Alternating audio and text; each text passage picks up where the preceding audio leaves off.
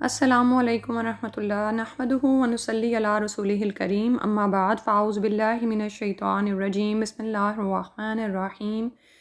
رب اشرح لی صدری ویسر لی امری واحلل عقدۃ من لسانی یفقہوا قولی۔ سورہ الشورى پارہ نمبر 25 ہے، آیت نمبر 44 سے انشاءاللہ کرتے ہیں، تلاوت سنیں۔ ومن يضلل الله فما له من ولي من بعده وترى الظالمين لما رأوا العذاب يقولون هل إلى مرد من سبيل۔ ومن اور جس کو یضلل بھٹکا دے اللہ فما لہ تو نہیں ہے اس کے لیے من ولیجن کوئی دوست من بعدہ اس کے بعد وتر الظالمین اور تم دیکھو گے ظالموں کو لما جس وقت رأوا العذاب وہ دیکھ لیں گے عذاب کو یقولون وہ کہیں گے حل کیا الی مرد لوٹنے کی طرف پلٹنے کی طرف من سبیل کوئی راستہ ہے۔ تو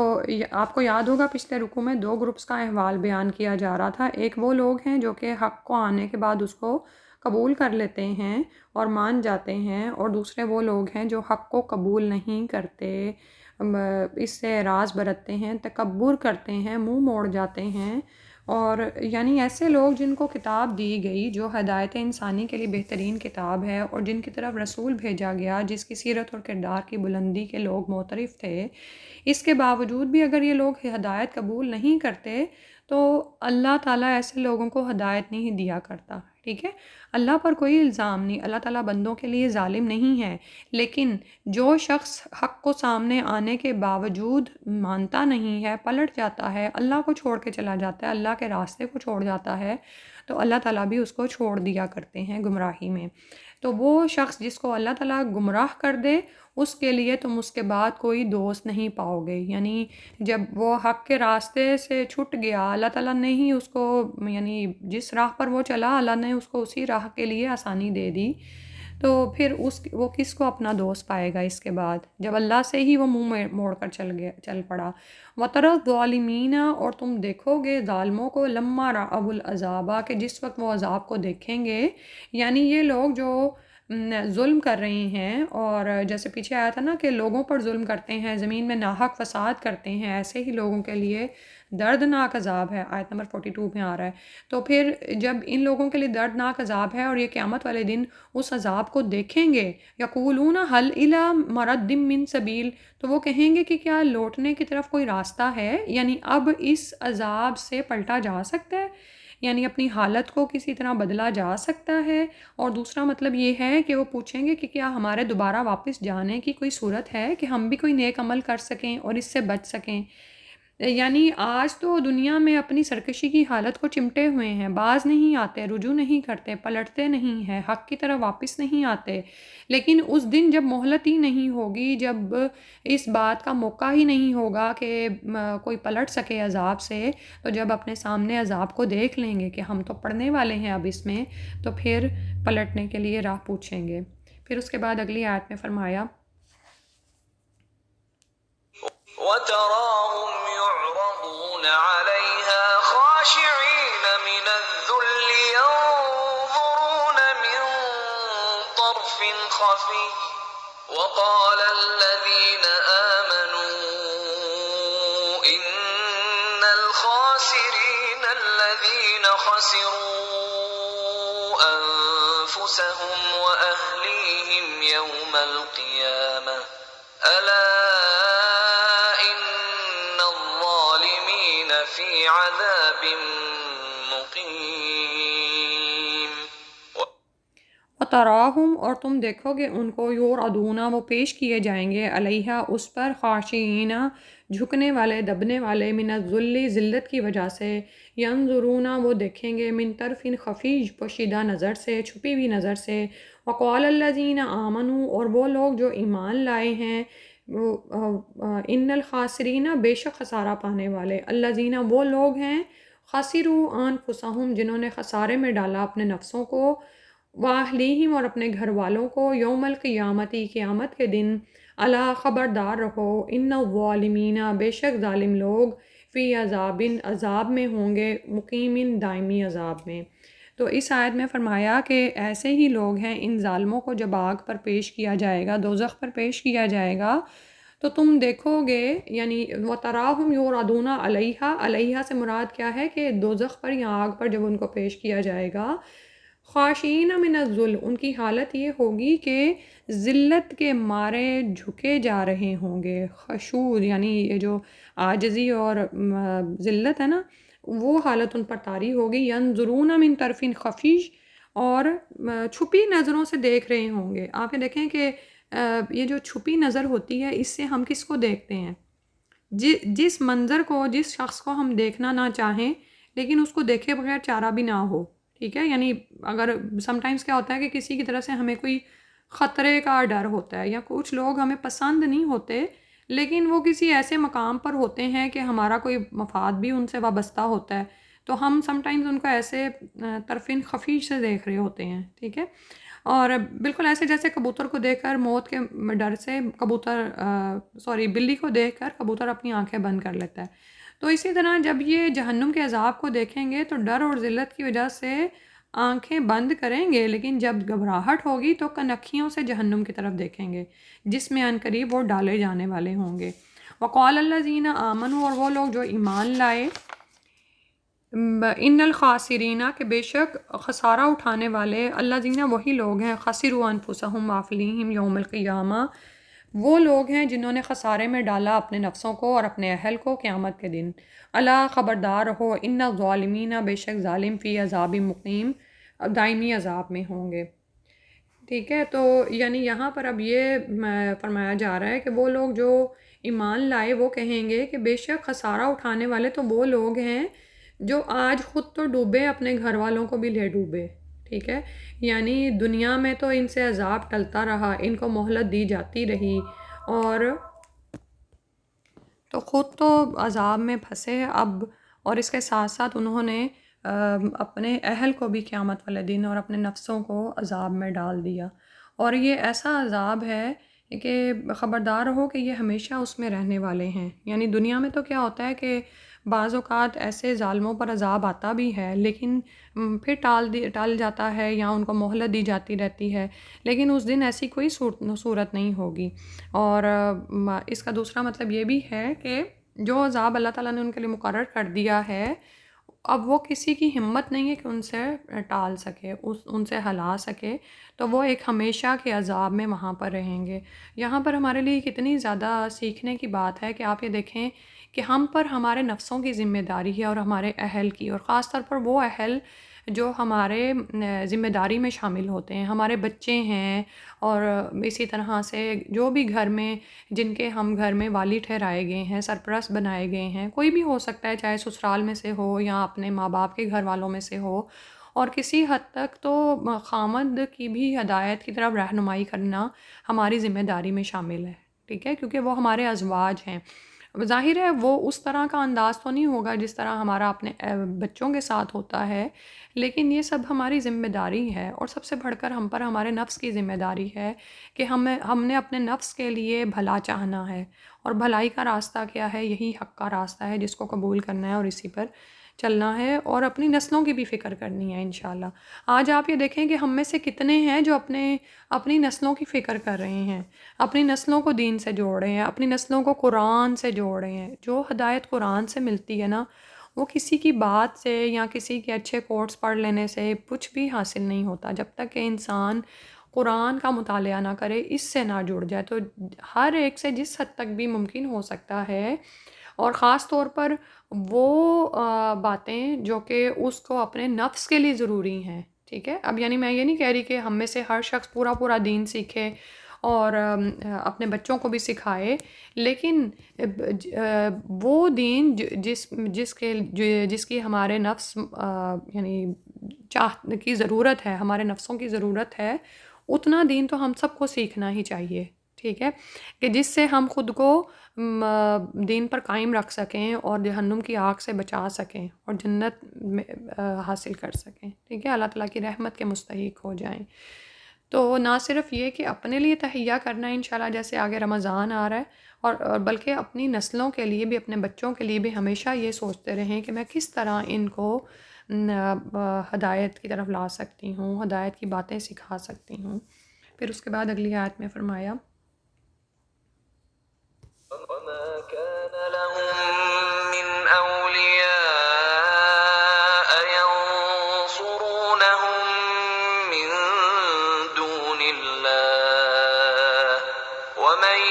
يضلل الله فما له من سبيل۔ وما کان لہم، اور نہ ہوں گے ان کے لیے، من اولیاء کوئی اولیاء مددگار، ینصرونہم جو ان کی مدد کریں، من دون اللہ اللہ کے سوا، ومن یضلل اللہ اور جس کو بھٹکا دے اللہ، فما لہ من سبیل تو نہیں ہے اس کے لیے کوئی راستہ۔ ٹھیک ہے، تو وہاں پر کیا صورتحال پیش کی جا رہی ہے کہ کوئی نہیں ہوگا جو ان کی مدد کرے، کوئی اولیاء، کوئی دوست، کوئی دلی دوست، کوئی ہمدرد، سرپرست، ولی، کوئی کچھ نہیں ہوگا جو اللہ کے ہاں ان کی مدد کر سکیں یا اللہ کے سوا ان کی مدد کر سکیں، کہ جب اللہ ہی کو ناراض کر دیا تو اب اللہ سبحانہ وتعالیٰ نے تو ان کو دائمی عذاب میں ڈال دیا، تو اللہ کے عذاب کو پھیرنے والا کوئی نہیں ہے، اس کے حکموں کو ٹالنے والا کوئی نہیں ہے، اس کے کیے کو یعنی انڈو کرنے والا کوئی نہیں ہے۔ ٹھیک ہے، تو وہاں پہ کوئی ولی، کوئی دوست نہیں ہوگا۔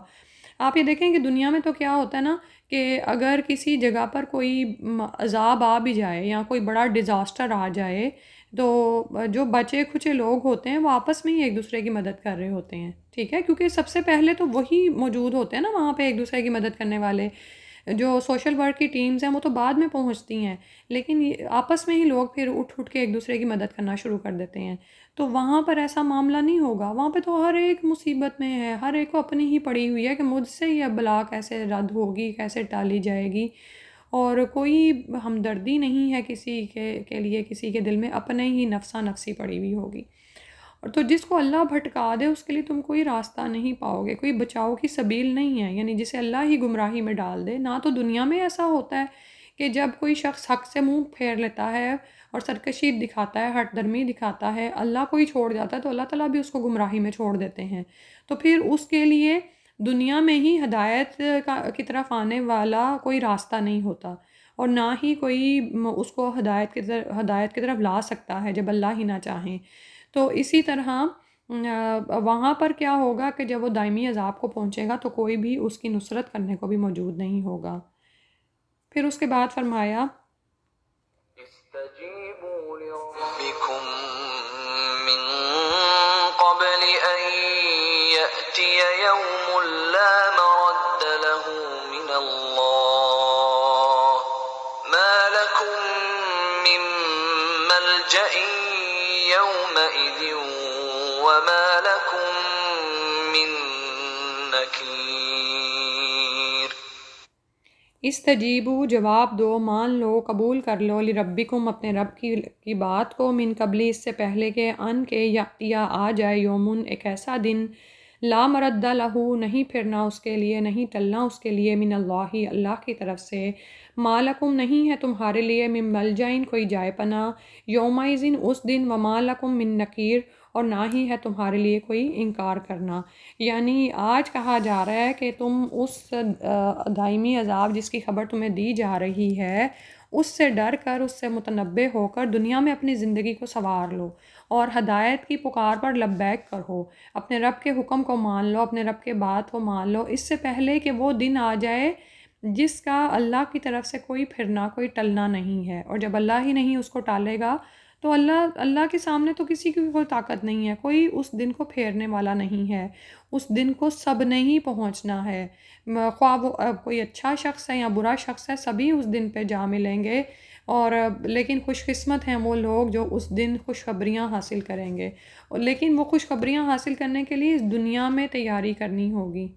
ٹھیک ہے، اور اس دن تو کوئی پناہ گاہ نہیں ملے گی لوگوں کو، اور نہ ہی وہ اس عذاب کو اپنے اوپر سے ٹال سکیں گے۔ یہاں پر جو نکیر کا لفظ استعمال ہوا ہے اس میں بنیادی طور پر دو باتیں پائی جاتی ہیں، اجنبیت اور ناگواری۔ ٹھیک ہے، یعنی کوئی نازیبا اور نامعقول چیز یا ایسی ناگوار سی چیز جب ہمارے سامنے آتی ہے نا تو پھر ہم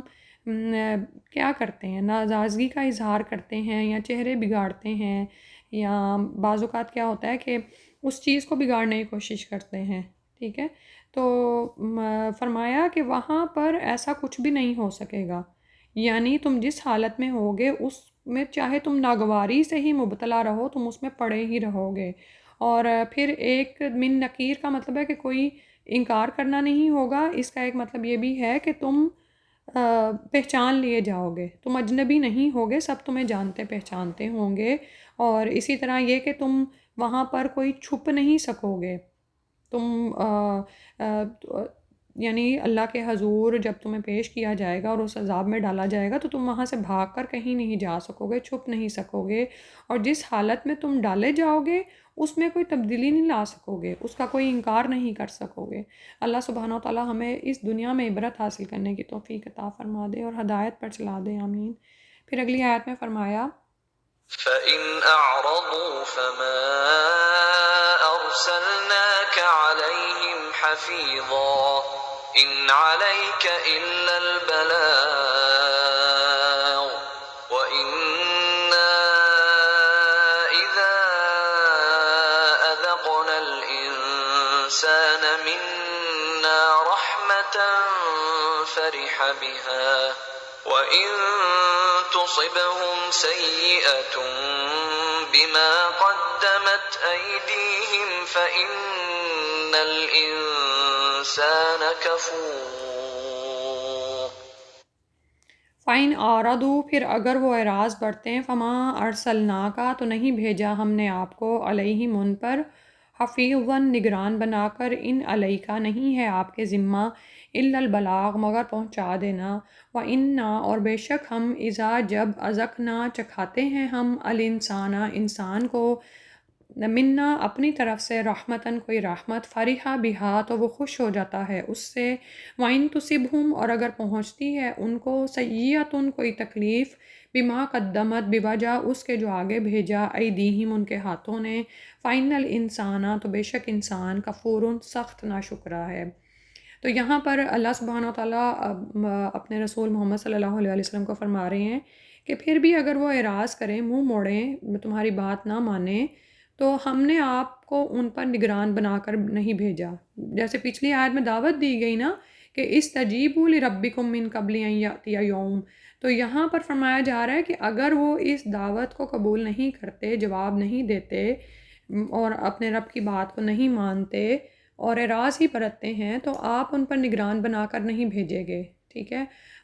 آپ پر صرف کیا ذمہ داری ہے، ان علیک الا البلاغ، آپ پر صرف پہنچا دینے کی ذمہ داری ہے، ٹھیک ہے۔ البلاغ کا مطلب یہ ہوتا ہے کہ آخری حد تک پہنچا دینا، اور وہ آپ صلی اللہ علیہ وسلم نے اپنی ذمہ داری پوری طرح سے ادا کی، چاہے وہ کافر پڑے برا مانے اور جو بھی باتیں وہ کرتے رہے، جیسی بھی رکاوٹیں انہوں نے دین کی راہ میں ڈالیں، رسول اللہ صلی اللہ علیہ وسلم ہدایت کے پیغام کو عام کرتے ہی رہے یہاں تک کہ اس کو پہنچا کے چھوڑا انہیں، ٹھیک ہے۔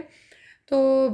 لیکن آپ صلی اللہ علیہ وسلم پر اس بات کی ذمہ داری نہیں کہ وہ ان کی نگرانی کرتے رہیں، ٹھیک ہے۔ اللہ کے رسول پر تو پہنچا دینے کی ذمہ داری تھی، اور اسی طرح ہم پر بھی پہنچا دینے کی ذمہ داری ہے، خواہ کوئی مانتا ہے نہیں مانتا، قبول کرتا ہے نہیں قبول کرتا، لیکن اب ہم نے اپنی استطاعت میں جو ہماری حد ہے اس میں رہتے ہوئے اللہ کے دین کا کام انشاءاللہ کرتے جانا ہے۔ پھر فرمایا وَإِنَّا إِذَا أَذَقْنَا الْإِنسَانَ، پھر جب ہم چکھاتے ہیں انسان کو اپنی طرف سے رحمت تو وہ اس پر خوش ہوتا ہے، ٹھیک ہے۔ یعنی یہاں پر دراصل آیات کا اولین مخاطب تو قریش مکہ ہی ہیں، لیکن قرآن کا انداز بیان یہ ہے کہ وہ مخاطب کی کمزوریوں کا ذکر کرتے ہوئے انہیں براہ راست مخاطب نہیں کرتا، تاکہ وہ اپنی اصلاح کے بجائے اور نہ چڑھ جائیں۔ اور دوسری بات یہ کہ قرآن تو قیامت تک کے لیے ہدایت ہے اور رہنمائی کا سرچشمہ ہے، اس کو صرف مشرکین مکہ نے ہی نہیں پڑھنا تھا، یعنی یہ ان کے سامنے ہی نہیں پیش کیا گیا بلکہ یہ تو تمام دنیا کے لیے ہے۔ تو یہاں پر اس آیت میں بھی ایک جنرل انداز اختیار کیا گیا، یعنی عام انداز کے عمومی طور پر کیا ہے کہ ایک عام دنیا دار انسان کی فطرت کیا ہے کہ جب اس پر بھلے دن آتے ہیں تو وہ اترانے لگتا ہے، کسی کو خاطر میں نہیں لاتا، انا اذا اذقنا الانسان، جب ہم چکھاتے ہیں انسان کو، منا اپنی طرف سے، رحمتاً کوئی رحمت، کوئی بھلائی، کوئی اس پہ نعمت آتی ہے، فریحا بہا تو اس پر اطمینانے لگتا ہے. ٹھیک ہے، فریحا بہا یعنی یہ نہیں ہے کہ اللہ کی طرف سے کوئی نعمت ملے تو انسان کو خوش نہیں ہونا چاہیے، خوش ہونا چاہیے، اس کو نعمت کو برتنا چاہیے. اور اللہ تعالیٰ، لیکن اللہ کو ہم سے کیا مطلوب ہے کہ نعمتیں ملیں تو انسان اللہ کی طرف اور مائل ہو اور جھک جائے اور اس کا شکر گزار ہو جائے. ٹھیک ہے، لیکن یہاں پر کیا بتایا کہ ایسا انسان جب اللہ کی طرف سے رحمت حاصل کرتا ہے تو اس پر اترانے لگتا ہے، شیخی خورا ہو جاتا ہے، کسی کو خاطر میں نہیں لاتا. اور دوسری طرف بھی جب اس کو کوئی برائی ملے، یعنی تو اس وقت بھی اس کا رویہ ایسا ہی ہوتا ہے کہ کوئی برائی ملے، اور وہ برائی آتی بھی کیوں ہے، اس کی اپنے ہی شامتیں اعمال کی وجہ سے. ٹھیک ہے، یعنی اللہ سبحانہ و تعالیٰ انسانوں کے حق میں ظالم نہیں ہے، لیکن ہمارے اپنے ہی نعوذ باللہ اعمال ایسے ہو جاتے ہیں کہ پھر پکڑ آتی ہے اللہ کی طرف سے. کوئی مصیبت کے دن آتے ہیں، کوئی اللہ تعالیٰ ہمیں آزماتے ہیں، ہلاتے ہیں کہ شاید ہم متنبع ہو جائیں اور جن باتوں میں ہم پڑے ہوئے تھے ان سے نکل آئیں. ٹھیک ہے، لیکن ایک عام دنیا دار انسان کا رویہ کیا ہوتا ہے کہ جب کوئی مصیبت آتی ہے، اور اس وجہ سے کہ جو کمائی اس کے ہاتھوں نے کی ہوتی ہے، یعنی اپنے ہی گناہوں کے شامتیں اعمال کی وجہ سے، تو وہ فائنل انسان کفور تو نہ شکرہ ہو جاتا ہے، اپنے پروردگار کی ناشکری کرنے لگتا ہے. اللہ کے سارے اس وقت وہ باقی سارے انعامات کو بھول جاتا ہے، اور وہ ایک جو تنگی آئی ہوتی سیئہ تم اسی میں پڑ جاتا ہے اور ناشکری کرنے لگتا ہے. ٹھیک ہے، تو یعنی حالت اس کی یہ ہے کہ نہ تو خوشحالی اس کو راہ راست پر لا سکتی ہے، اور نہ ہی بدحالی اس کو راہ راست پر لاتی ہے. کسی بھی حالت میں وہ اللہ کی طرف رجوع کرنے کو تیار نہیں ہوتا. اب یہاں پر رک کر ہم ذرا سوچیں کہ میں سن رہی تھی کہ جیسے احادیث میں خاص طور پر عورتوں کی ناشکری کا ذکر آیا کہ وہ اپنے خاوندوں کی ناشکری ہوتی ہیں، اور اللہ تعالیٰ کے رسول صلی اللہ علیہ وسلم نے فرمایا، جس کا مفہوم ہے کہ میں نے عورتوں کی اکثریت کو جہنم میں دیکھا، اور اس کی وجہ کیا ہے کہ وہ اپنے خاوندوں کی ناشکری ہوتی ہیں. اللہ سبحانہ و تعالیٰ ہمیں اپنا شکر ادا کرنے کی توفیق عطا فرما دیں. آپ دیکھیں ہمارے ارد گرد اتنی بے شمار نعمتیں ہیں کہ اگر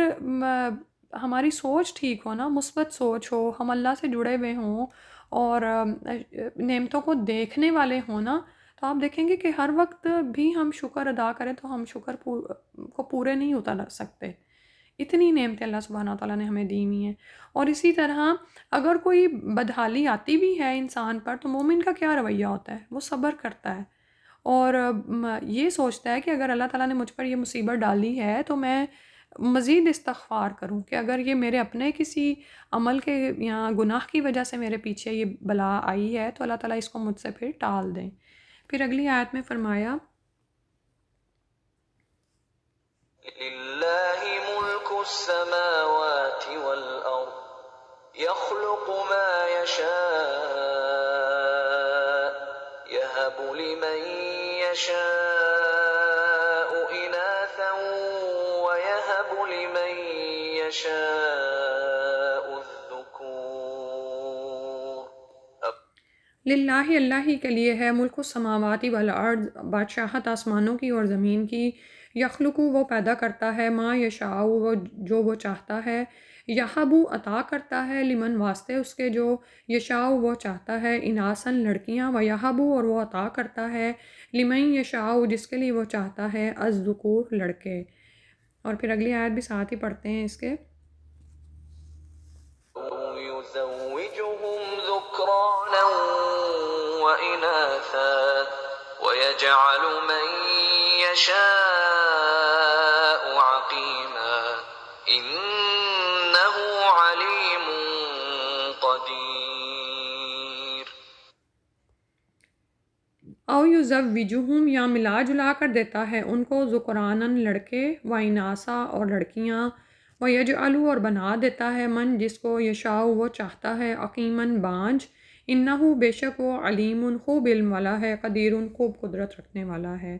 تو یہاں پر فرمایا گیا للہ ملک السماوات والارض، اللہ ہی کے لیے ہے آسمانوں اور زمین کی بادشاہت. سبحان اللہ، آسمانوں اور زمین کی بادشاہت صرف رب ہی کے لیے ہے، یعنی اس کائنات میں جو بھی تصرفات ہیں صرف اللہ اکیلے وحدہ لا شریک کے ہاتھ میں ہیں. ٹھیک ہے، اور ان تصرفات کو دکھایا گیا کہ تم دیکھتے نہیں ہو، یخلق ما یشاء، وہ پیدا کرتا ہے جو وہ چاہتا ہے، یہ اس کا اختیار ہے، اس کی قدرت ہے، اور یعنی دلیل کے طور پر فرمایا، اور اس سے آگے فرمایا یہب لمن یشاء اناسا و یہب لمن یشاء الذکور، کہ جس کو چاہتا ہے بیٹے دیتا ہے اور جس کو چاہتا ہے بیٹیاں عطا کرتا ہے، ٹھیک ہے۔ تو کتنی خواہش ہوتی ہے نا انسان کی کہ اس کے ہاں مذکر اولاد ہی ہو، بیٹے ہی ہوں، لیکن یہ اللہ سبحانہ و تعالیٰ کی مرضی ہے کہاں پر کیا دیتا ہے، اور بعض اوقات تو کہیں کچھ بھی نہیں دیتا، او یزوجہم، یا ملا جلا کر دیتا ہے ان کو ذکران و اناسا، یعنی کچھ جگہوں پر اللہ سبحانہ و تعالیٰ بیٹے بیٹیاں دونوں ہی دیتے ہیں، ٹھیک ہے، کچھ جگہوں پر صرف بیٹے ہی اتارتے ہیں، کچھ جگہوں پر صرف بیٹیاں ہی ہوتی ہیں، کچھ جگہوں پر اللہ سبحانہ و تعالیٰ بیٹے اور بیٹیاں دونوں اتارتے ہیں۔ وَيَجْعَلُ مَن يَشَاءُ عَقِيمًا، اور وہ کر دیتا ہے جس کو چاہتا ہے بانجھ، اور جس کو چاہتا ہے بے اولاد رکھنا، اس کو وہ بے اولاد رکھتا ہے، سبحان اللہ، اور اس کے معاملات میں، اس کے اختیارات میں کوئی تصرف نہیں کر سکتا۔ انسان اللہ سبحانہ و تعالیٰ کے آگے اتنا بے بس ہے کہ اتنا بے بس ہے، اور پھر یہ کہ اللہ کے علاوہ کوئی بھی بت، کوئی آستانہ، کوئی پیغمبر، کسی ہستی کو پکارنا، کچھ بھی انسان کی مدد نہیں کر سکتے، ٹھیک ہے۔ انہو علیم قدیر، بے شک وہ خوب علم والا ہے، خوب قدرت والا ہے، یعنی وہی جانتا ہے کہ کہاں پر کیا اتارا جائے، کس کو کیا نعمت عطا کی جائے، اور وہ اس بات پر خوب قدرت رکھتا ہے۔ پھر اس کے بعد اگلی آیت میں فرمایا وما كان لبشر أن يكلمه الله إلا وحيا أو من وراء حجاب أو يرسل رسولا فيوحي بإذنه ما يشاء إنه علي حكيم۔ وما کان لبشر، اور نہیں ہے کسی انسان کے لیے، ان کے یکلمہ اللہ، کہ کلام کرے اس سے اللہ، الا مگر وحیاً، وحی کے ذریعے، او من وراء الحجاب، یا پردے کے پیچھے سے، او یرسلا، یا بھیجے، رسولاً، ایک رسول، فیوحیا، تو وہ وحی کرے، باذنہ، اس کے اذن کے ساتھ، ما یشاء، جو وہ چاہے، انہو علی، بے شک وہ بلند ہے، حکیم، خوب حکمت والا ہے۔ تو یہاں پر دراصل وحی کے مختلف طریقے بتائے جا رہے ہیں کہ کسی بشر کے لیے نہیں ہے کہ اللہ اس سے کلام کرے مگر وحی کے طور پر، ٹھیک ہے۔ وحی کا جو مطلب ہے، اس کا مطلب ہوتا ہے سریع اور تیز اشارہ، یعنی جیسے القاء اور الہام کیا جاتا ہے، ٹھیک ہے۔ اور وحی اپنے اصطلاحی معنوں میں کیا مطلب ہے اس کا، کہ اللہ سبحانہ و تعالیٰ اپنے نبی کو فرشتے کے ذریعے سے پیغام بھیجتا ہے، ٹھیک ہے۔ اور اللہ سبحانہ و تعالیٰ کے انسان کے ساتھ کلام کرنے کے 3 طریقے ہیں جو اس آیت میں آئے، کہ اللہ وحیاً، وحی کے طور پر، یعنی تیز خفیہ اشارہ ڈالا جاتا ہے اللہ کی طرف سے پیغمبر کی طرف، رسول کے فرشتے کے ذریعے، او من وراء حجاب، یا پردے کے پیچھے سے، او یرسلا رسولاً، یا وہ ایک رسول بھیجتا ہے، ٹھیک ہے۔ تو پہلی بات جو ہے کہ وحیاً، تیز اشارہ، القاء یا الہام، اس قسم کی وحی غیر نبی کو بھی ہو سکتی ہے، جیسے موسیٰ کو ہوئی تھی، ٹھیک ہے، اور غیر انسان کی طرف بھی، جیسے اللہ تعالیٰ نے شہد کی مکھی کی طرف وحی کی، قرآن میں ہی آتا ہے۔ تو ایسی وحی انبیاء کو خواب میں ہو سکتی ہے، جیسے ابراہیم علیہ السلام کو خواب آیا اور وہ بار بار آ رہا تھا کہ وہ اپنے بیٹے کو ذبح کر رہے ہیں۔ دوسرا طریقہ یہ ہے، او من وراء حجاب، کہ پردے کے پیچھے سے اللہ تعالیٰ بات کریں، اور پردے کا مطلب ہے کہ انسان اللہ کا کلام سن تو سکتا ہے مگر اللہ سبحانہ تعالیٰ کو دیکھ نہیں سکتا، ٹھیک ہے۔ اور ویسے بھی انسان کا اپنے اس مادی جسم اور ظاہری حواس سے اللہ تعالیٰ کا دیدار کرنا ناممکن ہے۔ تو ایسی ہی بات چیت ہم جانتے ہیں کہ اللہ سبحانہ تعالیٰ نے سیدنا موسیٰ علیہ السلام سے کوہ طور کے دامن میں کی تھی، ٹھیک ہے. اور اس وقت موسیٰ علیہ السلام کیا چاہتے تھے کہ دیدار الہی کریں، لیکن تمنا کے باوجود اور سوال کے باوجود وہ اللہ تعالیٰ کو نہیں دیکھ سکے. ٹھیک ہے. تیسری صورت یہ ہے کہ جبریل علیہ السلام نبی کے دل پر نازل ہو اور اسے اللہ کا پیغام پہنچائے. ٹھیک ہے. اور ہم دیکھتے ہیں کہ تمام آسمانی کتب کا نزول اسی طرح سے ہوا ہے. اور اسی کی ایک صورت یہ ہوتی ہے کہ فرشتہ انسانی شکل میں آ کر کلام کرے، جیسے فرشتے سیدنا ابراہیم اور سیدنا لوط علیہ السلام کے پاس آئے تھے اور سیدنا ابراہیم علیہ السلام کو بیٹے اسحاق علیہ السلام کی خوشخبری دی تھی. ٹھیک ہے. اور سیدنا لوط علیہ السلام کو ان کی قوم پر عذاب آنے کی خبر دی. اور اس طرح کی وہی غیر نبی کی طرف بھی ہو سکتی ہے، جیسے ہم جانتے ہیں کہ سیدنا جبریل علیہ السلام مریم علیہ السلام کے سامنے آئے اور ان کو بیٹے عیسیٰ علیہ السلام کی بشارت دی تھی. تو اور ہم دیکھتے ہیں کہ رسول اللہ صلی اللہ علیہ وسلم پر ان تمام صورتوں کے مطابق وحی نازل ہوتی رہی. ٹھیک ہے. فَيُوحِيَ بِإِذْنِهِ مَا يَشَاءُ، تو وہ وحی کرے اس کے اذن کے ساتھ جو وہ چاہتا ہے. ٹھیک ہے. اور مثلاً اب دیکھیں کہ رسول اللہ صلی اللہ علیہ وسلم پر القاء اور الہام ہوتا تھا، جس کے متعلق سیدہ عائشہ رضی اللہ عنہا فرماتی ہیں کہ پہلے جو وحی رسول اللہ صلی اللہ علیہ وسلم پر ہوئی وہ سچا خواب تھا. جو رسول اللہ صلی اللہ علیہ وسلم نیند کی حالت میں دیکھتے وہ صبح کی روشنی کی طرح ظاہر ہو جاتا تھا. ٹھیک ہے. اور ایسا ہی خواب نبی صلی اللہ علیہ وسلم کو صلح حدیبیہ سے پہلے بھی آیا تھا کہ مسلمان امن اور اطمینان کے ساتھ کعبے کا طواف اور عمرہ کر رہے ہیں، جس کا ذکر سورہ فتح کی آیت نمبر 27 میں موجود ہے. ٹھیک ہے. تو انبیاء کا خواب بھی وہی ہوتا ہے. دوسری صورت اللہ تعالیٰ کا پردے کے پیچھے سے بات کرنا ہے. تو یہ وحی کی صورت آپ کو واقعہ معراج کے دوران پیش آئی، جب آپ کو لے جایا گیا آسمانوں کی طرف اور اسرا اور معراج کا جو واقعہ پیش آیا آپ صلی اللہ علیہ وسلم کے ساتھ، اور وہاں پر ہی آپ صلی اللہ علیہ وسلم پر نمازوں کی فرضیت ہوئی تھی. اور اللہ تعالیٰ آپ صلی اللہ علیہ وسلم سے کئی بار ہم کلام ہوئے، اور اس کا ذکر سورہ نجم کی آیات نمبر 9 اور 10 میں موجود ہے. تیسری صورت یہ ہے کہ جبریل علیہ السلام آپ صلی اللہ علیہ وسلم کے دل پر وحی کو نازل کریں. ٹھیک ہے. قرآن سارے کا سارا اسی صورت میں نازل ہوا ہے. یہ صورت آپ صلی اللہ علیہ وسلم کے لیے بڑی سخت تکلیف دہ ہوتی تھی، اور اس میں آپ پہلے گھنٹیاں بجنے جیسی آوازیں سنتے، یہ ایک قسم کا الارم ہوتا تھا. ٹھیک ہے. اور اس حال میں آپ صلی اللہ علیہ وسلم کا رشتہ عالم مادی سے کٹ کر عالم بالا سے جڑ جاتا تھا. ٹھیک ہے. آپ صلی اللہ علیہ وسلم کے حواس ظاہری اس وقت اس طرح کام نہیں کرتے تھے، آپ کی تمام تر توجہ وحی کی طرف مبذول ہو جاتی تھی. شدت تکلیف میں آپ کو کہتے ہیں کہ شدید پسینہ آ جاتا تھا سردی کے باوجود بھی، اور آپ پر شدید بوجھ پڑتا تھا. سیدنا زید بن ثابت کہتے ہیں کہ ایک دفعہ آپ صلی اللہ علیہ وسلم مجھ سے وحی لکھوا رہے تھے، آپ کی ران میری ران پر تھی کہ وحی آنا شروع ہوگی. وحی آنے سے آپ کی ران اتنی بھاری ہوگی کہ میں ڈرا کہ کہیں میری ران بوجھ سے ٹوٹ نہ جائے. اور بعض اوقات یہ کہ اگر آپ صلی اللہ علیہ وسلم اونٹنی پر سوار ہوتے اور وحی آنا شروع ہو جاتی تو اونٹنی بوجھ کے مارے بیٹھ جاتی تھی. اور اسی طرح ایک صورت وحی کے اترنے کی کیا تھی کہ سیدنا جبریل علیہ السلام انسانی شکل میں آ کر آپ صلی اللہ علیہ وسلم سے بات کرتے، اور حدیث جبریل جو بڑی مشہور و معروف حدیث ہے اس کے مطابق سیدنا جبریل علیہ السلام اس وقت ایک اجنبی انسان کی شکل میں ہی آئے تھے. بسا اوقات جبریل علیہ السلام دحیہ قلبی کی شکل میں آپ صلی اللہ علیہ وسلم کے پاس آتے تھے. ٹھیک ہے. تو یہ وہ صورتحال ہے کہ آپ صلی اللہ علیہ وسلم پر وحی کی جاتی. اور یہاں پر پھر جو ہے نا فَيُوحِيَ بِإِذْنِهِ مَا يَشَاءُ، کہ پھر وہ کہ فرشتہ آپ صلی اللہ علیہ وسلم کی طرف آتا ہے، پھر جو کچھ اللہ تعالیٰ چاہتے ہیں وہ اس کے مطابق آپ پر وحی کرتا ہے. اور آپ یہ دیکھیں کہ آپ صلی اللہ علیہ وسلم پر یہ تمام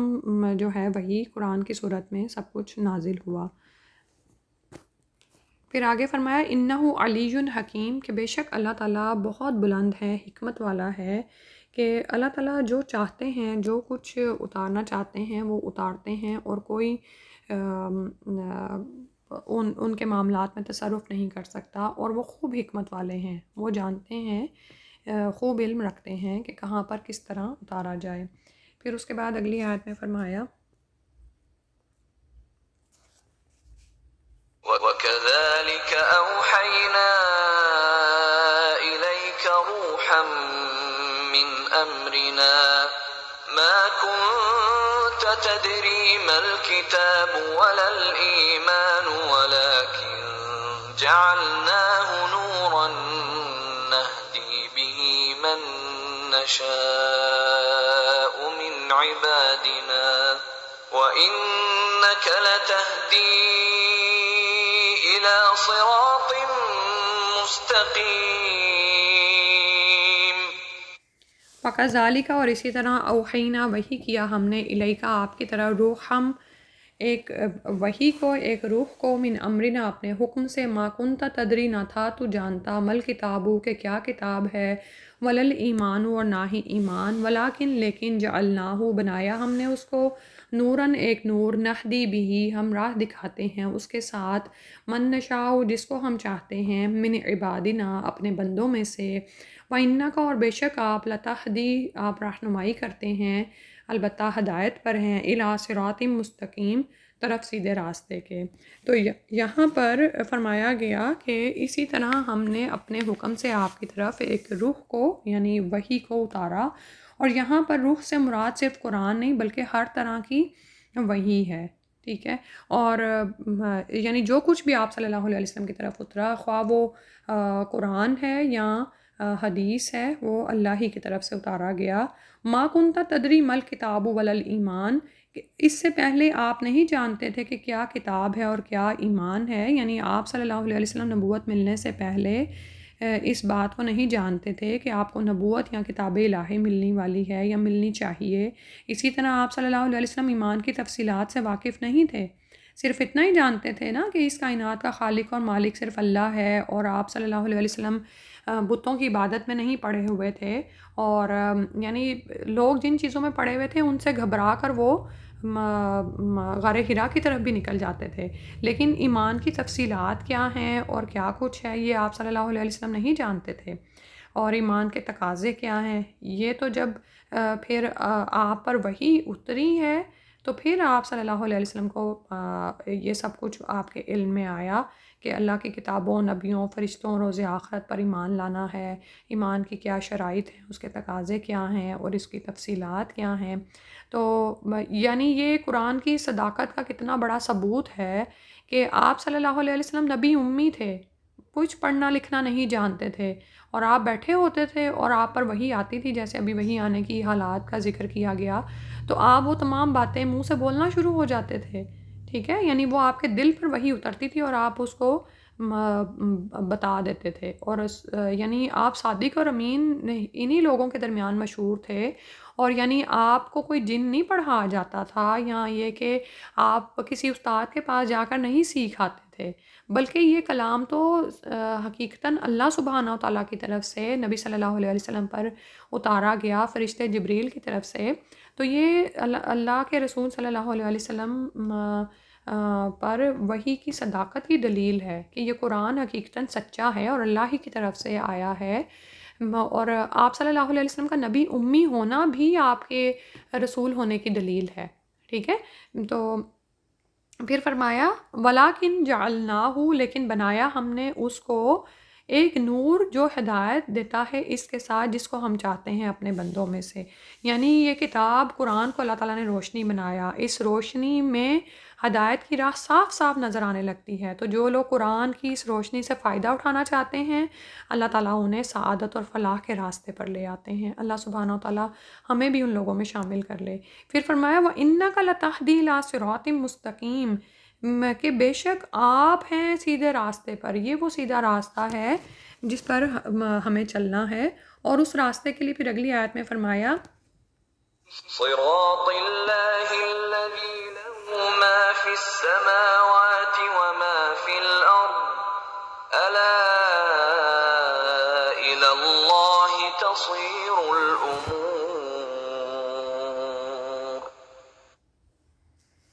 صراط اللہ الذی راستہ اللہ کا وہ جو لہو اسی کے لیے ما فی السماواتی جو کچھ آسمانوں میں ہے وما فی الارض اور جو زمین میں ہے. الا خبردار ہو الی اللہ طرف اللہ کے تصیر الامور تمام معاملات تمام امور اسی کی طرف لوٹتے ہیں. تو یہ راستہ کون سا راستہ ہے؟ ہدایت کا راستہ ہے، اور یہ حق کا راستہ ہے، یہ اللہ سبحانہ و تعالیٰ کی طرف سے دیا گیا ہے، اور اسی پر رسول صلی اللہ علیہ وآلہ وسلم ہے، اور قرآن ہدایت کا حق کا راستہ ہی دکھاتا ہے، ٹھیک ہے؟ تو اب آپ یہ دیکھیں کہ یہ اس کی نشاندہی کر دی گئی ہے، ٹھیک ہے؟ یہ اس رب کا راستہ ہے جس کی ملکیت میں آسمانوں اور زمین کی بادشاہت ہے، تو اس رب سے بھاگ کر کہاں جاؤ گے؟ خبردار رہو، اللہ ہی کی طرف تمام معاملات کا انجام ہے، اسی کی طرف تمام امور لوٹائے جاتے ہیں۔ تو وہ راستہ، وہ حق کا راستہ جو قرآن دکھاتا ہے اور جس کی طرف رسول اللہ صلی اللہ علیہ وسلم رہنمائی فرما رہے ہیں، وہی اللہ کا راستہ ہے جو تمام جہانوں کا پروردگار ہے، مالک ہے۔ اسی راہ پر پہنچ کر اللہ تک پہنچا جا سکتا ہے، اسی راہ پر چل کر، ٹھیک ہے؟ اور جو اس راستے سے بھٹک گیا تو وہ اللہ کی راہ پہ نہیں رہا، بس وہ تو بس باقی کسی راہ پر چلا گیا، تو وہ سب شیطان کی راہیں ہیں، ٹھیک ہے؟ اور انسان اس بات کو نہ بھولے کہ جو کچھ بھی وہ اس دنیا میں کر رہا ہے، آخر تو اس کو اللہ ہی کی طرف پلٹنا ہے، تمام انجام اس کا اللہ کے اختیار میں ہے، تو وہ کیوں نہیں اپنی زندگی کو سنوار لیتا؟ صرف ہم ہی نہیں، ہمارے اعمال، افعال، دوسرے سب امور کا انجام اللہ تعالیٰ کے ہاتھ میں ہے۔ تو انسان کو اس دنیا میں ہوش و حواس کے ساتھ رہ کر اپنی کامیابی کا راستہ پہچان لینا چاہیے، اور اس راستے کو اختیار کر لینا چاہیے جو سیدھا اللہ تعالیٰ کی طرف جاتا ہے۔ اللہ سبحانہ و تعالیٰ ہم سب کی رہنمائی فرما دے اور ہمیں اس راہ پر چلا دے، اور اس راہ کی مشکلات، رکاوٹوں کو ہمارے لیے ختم کر دیں، اور اس راہ کی آسانیاں ہمیں عطا فرما دیں، اور اس راہ پر چلنا اور اس کو دوسروں کو اس راہ کی طرف رہنمائی کرنا، اس سب کو ہمارے لیے بہترین صدقہ جاریہ بنا دیں، ہمارے گناہوں کو بخش دیں، ہماری مغفرت فرما دیں، اللہ سبحانہ و تعالیٰ اپنی رحمت ہم پر کر دیں، آمین یا رب العالمین، اور ہمیں جنت الفردوس عطا فرما دیں اور جہنم سے نجات دے دیں، آمین یا رب العالمین۔ سبحانک اللہم و بحمدک، نشہد ان لا الہ الا انت، نستغفرک و نتوب الیک۔ السلام علیکم ورحمۃ اللہ۔